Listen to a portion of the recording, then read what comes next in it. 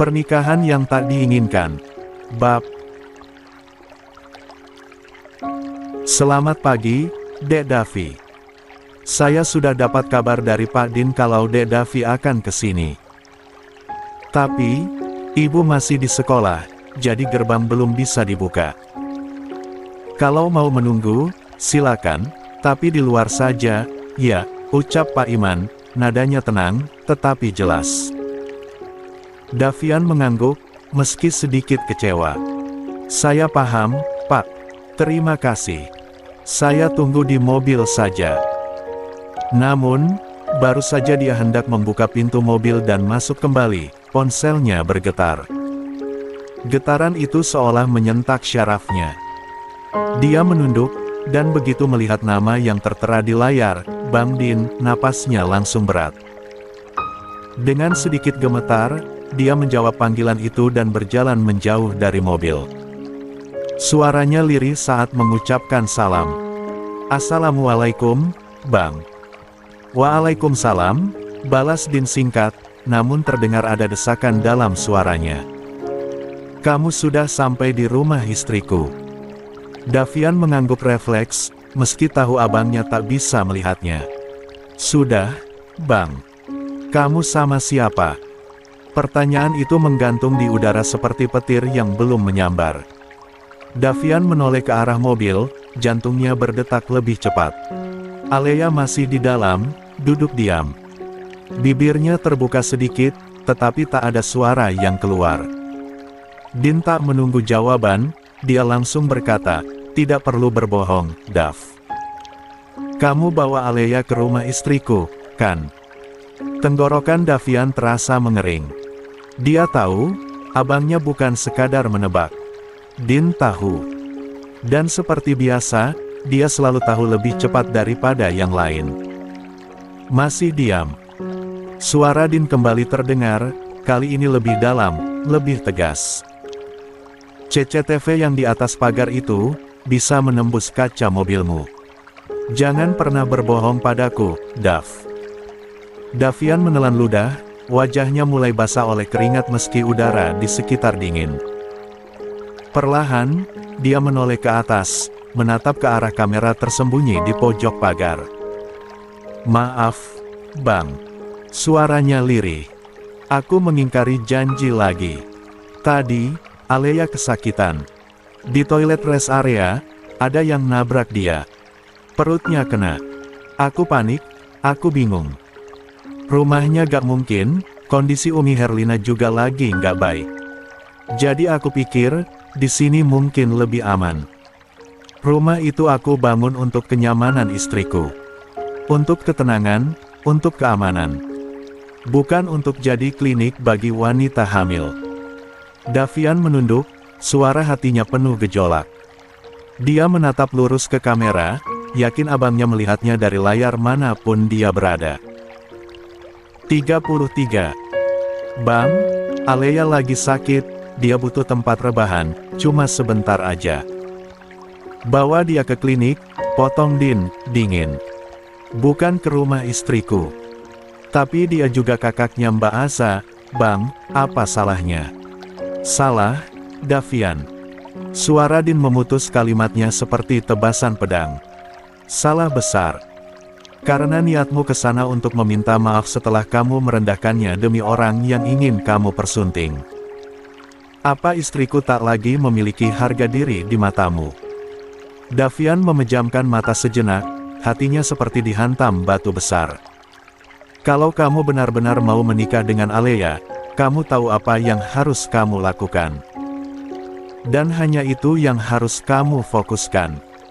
Bukan membujuk aku untuk toleransi pada pelanggaran. Selesaikan. Sendiri. Tanpa siapapun. Suara Din kini menurun, tak lagi meninggi, tetapi justru terdengar lebih menakutkan karena ketenangan yang dibawanya. Aku tidak suka dibohongi, Dav. Aku tahu segalanya, bahkan sebelum kamu mengaku. Ekspresi panikmu sekarang saja bisa terlihat dari layar. Telepon terputus tanpa pamit. Davian berdiri terpaku, sementara rasa bersalah, bingung, dan sesak bersatu menghantamnya. Dia mengangkat wajah ke langit, menarik napas panjang, tetapi udara terasa sesempit ruang pengakuan dosa. Sementara dari dalam mobil, Alea menatap penuh cemas, tetapi dia tahu, semua yang dia rencanakan mulai. Retak. Davian menarik napas panjang sebelum akhirnya membuka pintu mobil dan masuk kembali ke dalam. Wajahnya murung, langkahnya berat, seperti seseorang yang baru saja kehilangan arah di persimpangan yang tak dia kehendaki. Begitu duduk, dia langsung menoleh ke arah Alea yang tampak bersandar di kursi penumpang, satu tangannya mengusap perutnya yang mulai membuncit, sementara wajahnya dibuat sendu, matanya berkabut, seolah mengukir simpati di balik keheningan. "Perutmu masih sakit?" tanya Davian dengan lembut. Alea menggeleng pelan. "Enggak, cuma sedikit kram aja. Aku cuma butuh istirahat sebentar," suaranya pelan, tetapi cukup menyiratkan kelemahan yang dibuat-buat. Davian menunduk, menatap kedua tangannya yang bertumpu di setir. Udara terasa berat. "Alea, maaf, iya," ucapnya pelan. "Aku harus bawa kamu ke klinik dulu. Setelah urusanku di sini selesai. Aku janji, aku langsung jemput kamu." Dia tak berani menatap Alea, namun dari sudut matanya dia bisa melihat perubahan raut wajah perempuan itu. Ketegangan mulai menyesaki udara di antara mereka. Alea membuang muka, rahangnya mengeras, nada suaranya berubah kaku dan menggigit. "Tega kamu ninggalin aku," tuduhnya. "Mana tanggung jawabmu? Katamu ingin bertanggung jawab penuh sama aku, sama calon anakku. Ternyata kamu memang gak bisa dipercaya, Davian." Kata-kata itu menggantung di udara, menusuk tanpa jeda. Alea kini melipat kedua tangannya di dada, ekspresi wajahnya menyimpan amarah yang nyaris meledak. Matanya memerah bukan karena tangis, tetapi karena amarah yang dipendam. Davian memejamkan mata, mengusap wajahnya yang lelah. Dalam kepalanya berkecamuk perasaan bersalah, kecewa, dan amarah terhadap situasi yang terus menjepitnya dari dua sisi. 34. "Al, aku cuma sebentar," ujarnya pelan, penuh harap. "Aku cuma mau minta maaf ke Mbak Asa. Setelah itu aku keluar. Aku gak bisa maksa bawa kamu ke dalam rumah itu.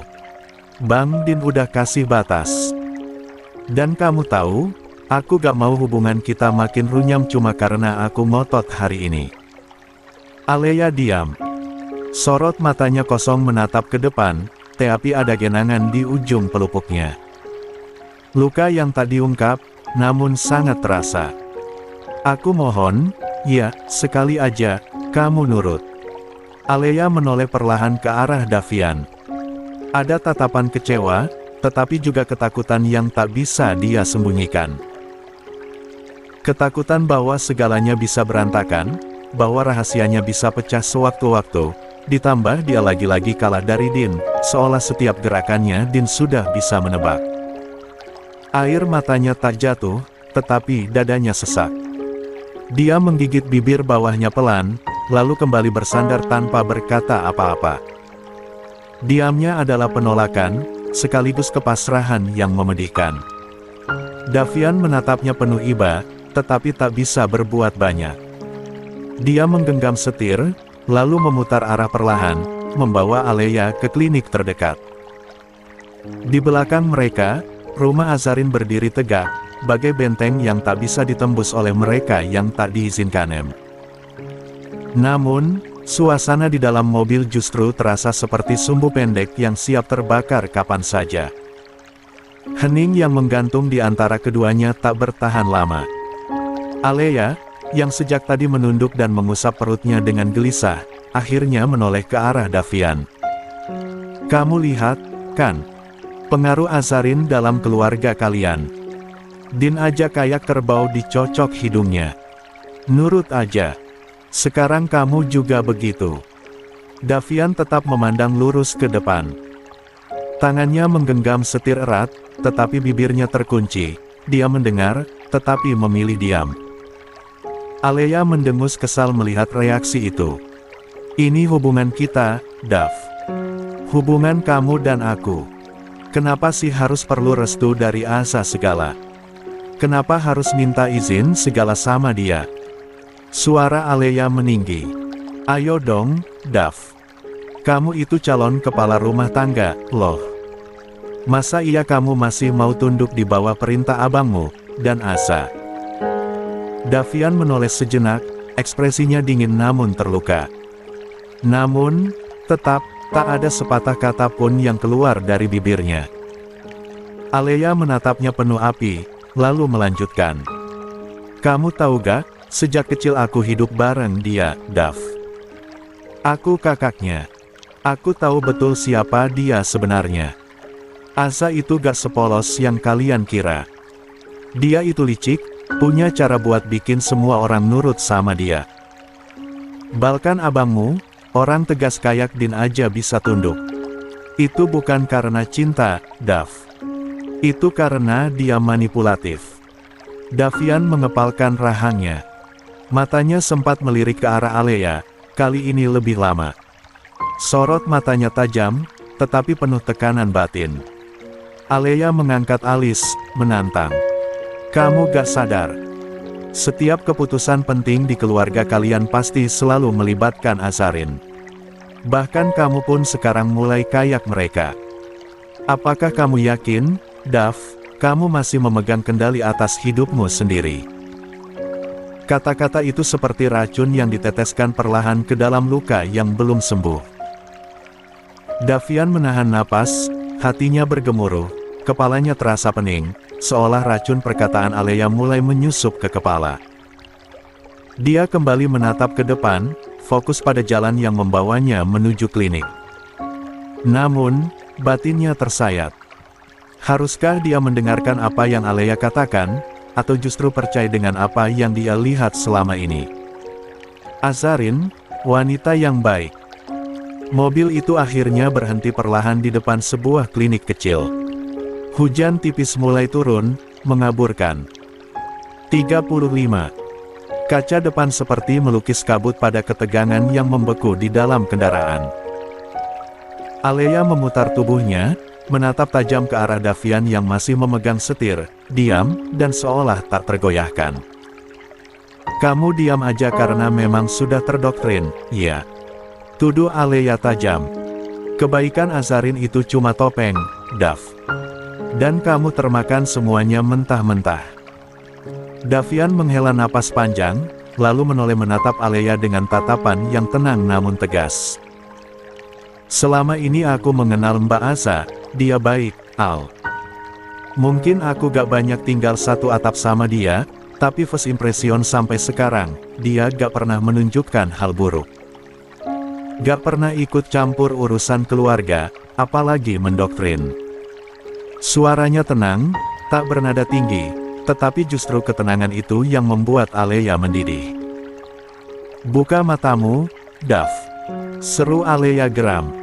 Kamu bahkan gak berani melawan keputusan kakakmu. Semua karena Asa. Kamu pikir itu bukan pengaruh. Kamu pikir itu bukan manipulasi. Cukup, Alea. Davian menatap ke depan. Napasnya mulai tidak stabil, meski dia masih berusaha menahan diri. Namun, Alea tak peduli. Dia terus mendesak, terus menyiramkan bensin ke atas bara yang sudah mulai menyala. Kamu tahu kenapa kamu selalu membela dia? Karena sebenarnya kamu suka sama dia, Dav. Kamu jatuh hati sama istri abangmu sendiri. Itu sebabnya kamu gak bisa lihat dia salah.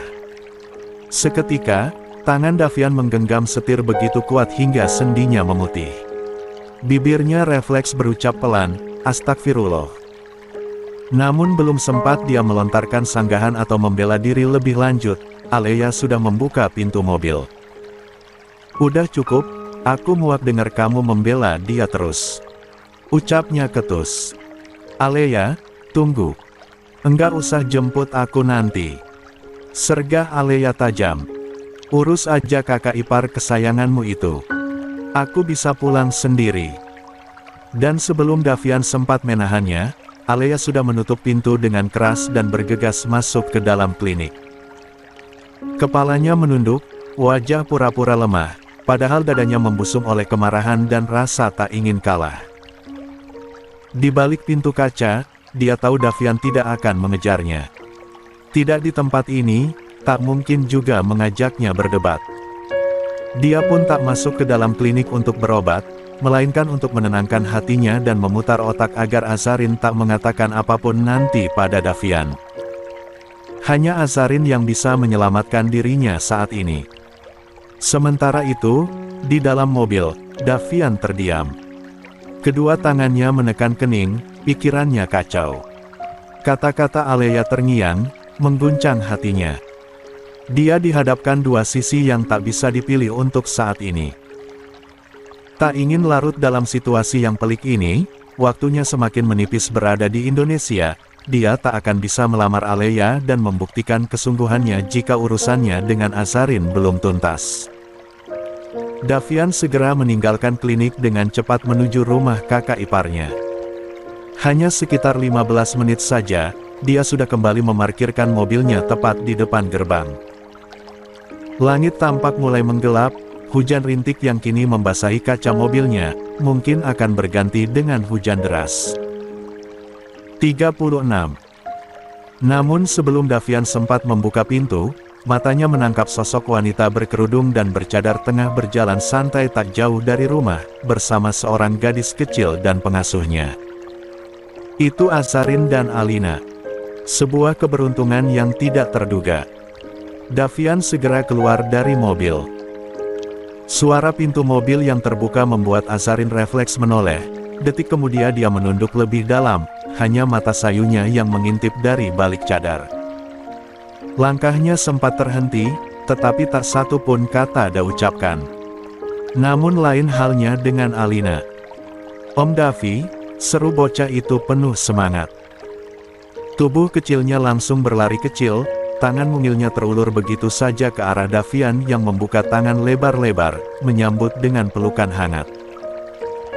"Hai, putri kecil Om," bisik Davian pelan sambil menciumi pipi Alina bertubi-tubi, mencoba menahan getaran di hatinya.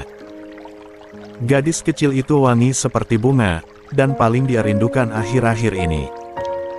"Dari mana, Tuan Putri?"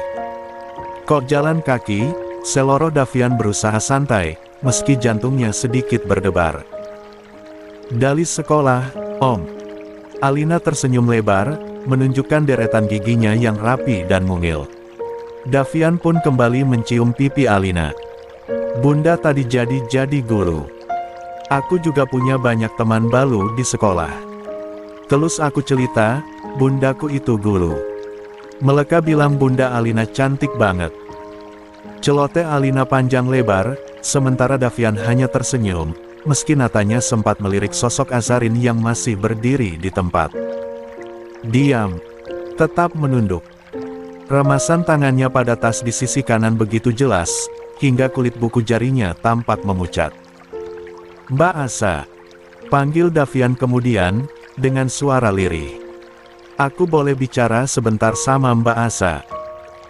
Lanjutnya bertanya, nadanya seperti mengiba, meski dia mencoba menyembunyikan kegugupan.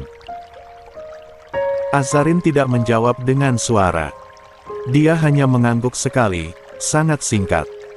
Lalu tanpa berkata apa-apa, dia berbalik, melangkah ke halaman rumah.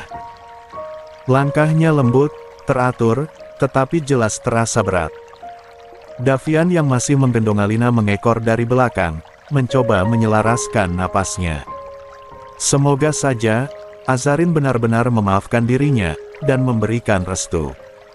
Langkah kaki mereka akhirnya terhenti di ambang ruang tamu. Azarin meletakkan tasnya di atas meja kecil dekat pintu, lalu duduk di ujung sofa panjang dengan sikap anggun dan tenang, seolah dia hanya seorang tamu di rumahnya sendiri. Davian, yang semula masih memangku Alina, menyerahkan gadis kecil itu pada pengasuhnya yang segera membawa si kecil masuk ke kamarnya untuk mengganti pakaian. Kini tinggal mereka berdua. Sunyi.